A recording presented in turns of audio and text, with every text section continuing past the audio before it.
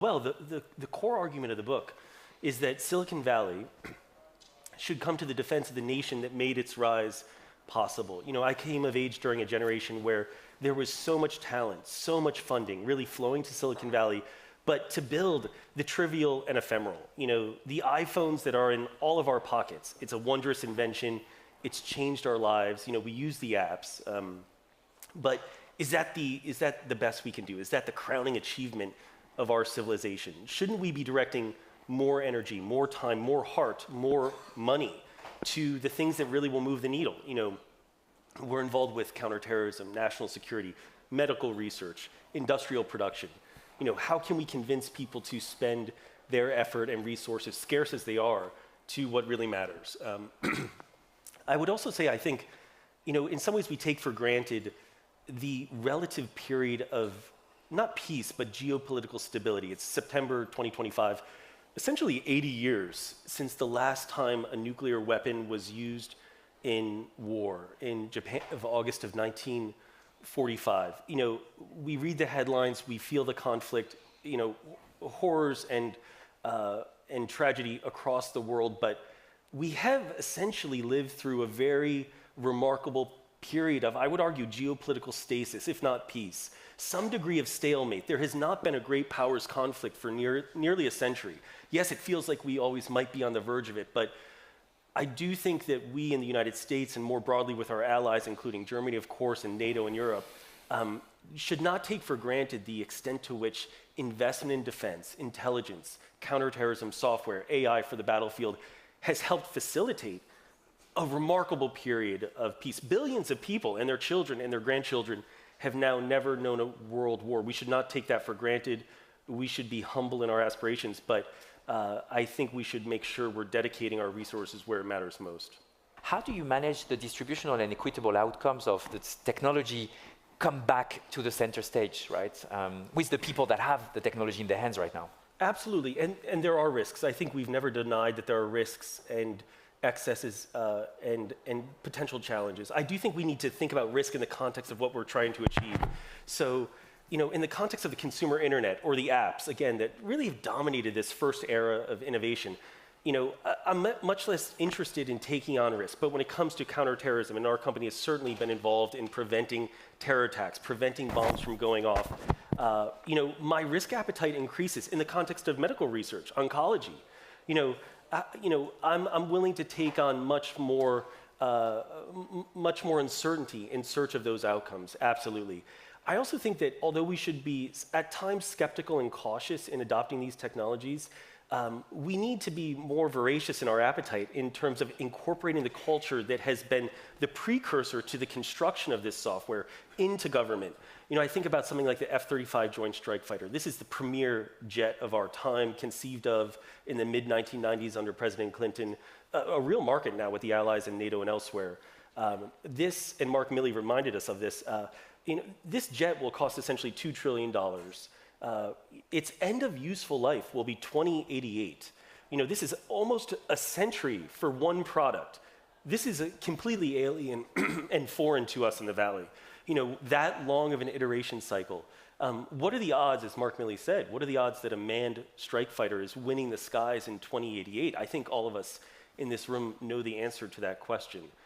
So when it comes to, you know, medical research or national security or counterterrorism, local law enforcement, education, public health, how can we shorten those iteration cycles from a century to 50 years to 25 to 2 years to 2 months and co-opt some of that energy and dynamism and the private sector is expert at, certainly, and bring that into government? I think that's the hope. Because Palantir is really at the core of national security topic and counterterrorism, and is a very data design company. What would when you look at Europe today, what do you think should be our priorities to make sure that we infuse this spirit of disruption at a time when we need to be really, I would say, meeting with our moment in history in a way? Absolutely. Spending is part of it. Money is part of it. There's no doubt about it. You know, the U.S. has been spending 3 to 5% of its GDP on national security for decades now. After 1989, the fall of the Berlin Wall, we all know that Europe retreated to some degree from its investment in defense. But these maybe 1.5% creeping up, as I think we all agree that it should. But those small deltas in amounts spent on defense compound over time. We all know about investing, 2-3%. These small differences have an absolute impact over time. So money is part of it, but I also think, to your question, there's a more sort of cultural sort of inquiry that's necessary as well. And it's about risk, and it's about what incentives we set for our leaders. In the book, we write about a very senior admiral in the US Navy named Hyman Rickover. Some of you may, of course, know him. Jimmy Carter served under him, former US president.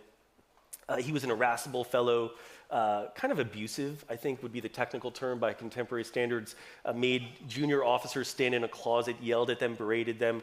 I think in a 1984 interview with Diane Sawyer, he had kind of some degree of self-awareness. He said that, I have the charisma of a chipmunk. So he knew he was a little bit of a pill, right? And yet he was the father of the nuclear navy by no uncertain terms. He helped take Oppenheimer's invention, the nuclear reactor, Oppenheimer and others, from the 40s and shrunk it into something smaller, a nuclear reactor that could fit on a submarine. So now submarines could not just remain submerged for days, but weeks and months, and gave the US and its allies around the world, I think, a decisive advantage over the oceans that persist to this day. And yet, he had enemies. I guess, hopefully we don't have too many enemies. Everyone has some probably, but he definitely had enemies, and they saw in him, I think, some degree of vanity and excess, certainly, and perhaps pride. So in the early 1980s, it came out that he had been accepting gifts from General Dynamics, which was and is, or certainly was, the premier shipbuilder of the time. But the roster of gifts was sort of odd and eclectic. It was kind of cutlery and dry cleaning for his suits and a necklace for his wife, right? Betraying, I think, a significant degree of vanity and perhaps pride, and he thought he was above the rules. But this comes out, front page of the Times, the usual thing, and he's skewered. And this is his fall from grace. And yet, is there no place for forgiveness? Is there no place for tolerance of the contradictions and of the human psyche, of the human mind? No place to allow our leaders, whose intentions are aligned with our own, and intentions are noble enough for some degree of error. And I think stories like this, and we all know many, are vital to understanding what incentives we are setting for leaders. In the US, we have plenty of challenges, but certainly in Silicon Valley and at the company I work for, there's a significant degree of tolerance for the complexity of the human mind, and as long as you're noble enough and striving in the right direction and building something of use to both yourself, certainly, but more importantly, the public, a degree of tolerance for error, I think, is vital. We have this aspiration for our public servants to be our priests, but that may be counterproductive in certain contexts. I hope that is responsive. How do you assess the positioning when you say the West and the values and the alliances? Who is then the non-West, and how do we engage, not engage, work with them or against them? What is the safety distance that you see towards the rest of the world, right? In a very globalized world. So, well, it's exactly the right question, and we're at time, so I'll just finish up briefly.